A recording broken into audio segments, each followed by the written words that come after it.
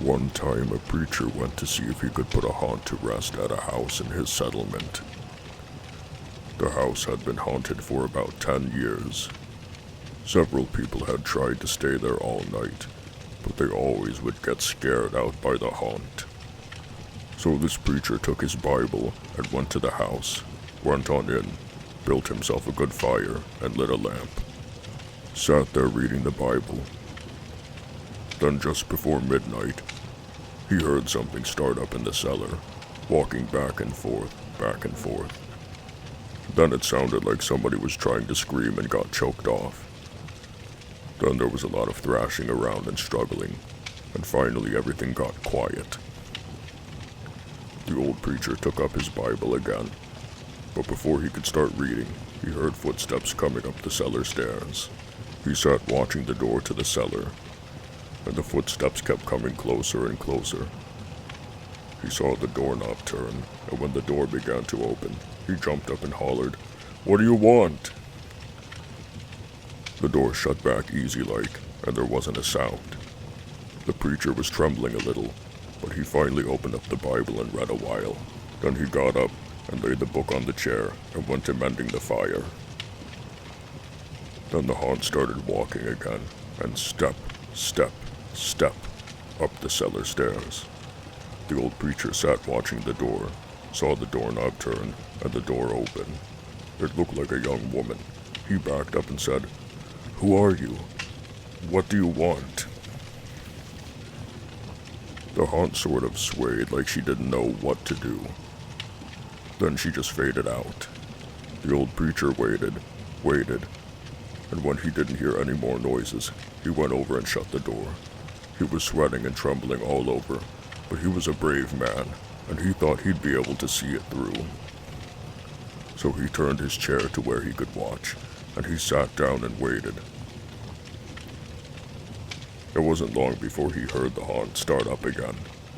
Slowly, step, step, step, step, closer and closer, step, step, and it was right at the door. The preacher stood up and held his Bible out before him. Then the knob slowly turned, and the door opened wide. This time the preacher spoke quiet like. He said, "In the name of the Father, the Son, and the Holy Ghost, who are you and what do you want?" The haunt came right across the room, straight to him, and took a hold of his coat.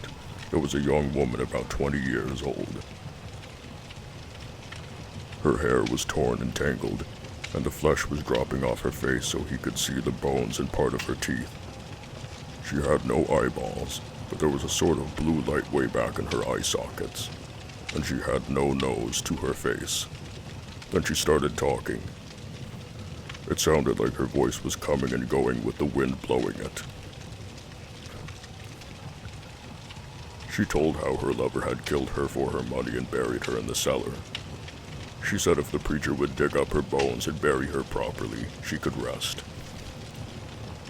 Then she told him to take the end joint of the little finger from her left hand and to lay it in the collection plate at the next church meeting. And he'd then find out who had murdered her.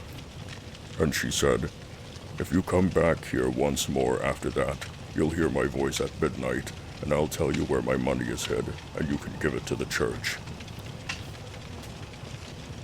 The haunt sobbed like she was tired, and she sunk down toward the floor and was gone. The preacher found her bones and buried them in the graveyard. The next Sunday, the preacher put the finger bone in the collection plate, and when a certain man happened to touch it, it stuck to his hand.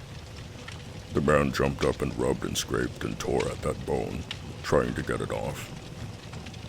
Then he went to screaming, like he was going crazy. Well, he confessed to the murder, and they took him on to jail.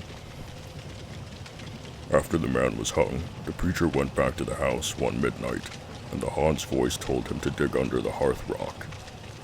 He did, and he found a big sack of money, and where the haunt held onto his coat, the print of those bony fingers was burned right into the cloth. It never did come out.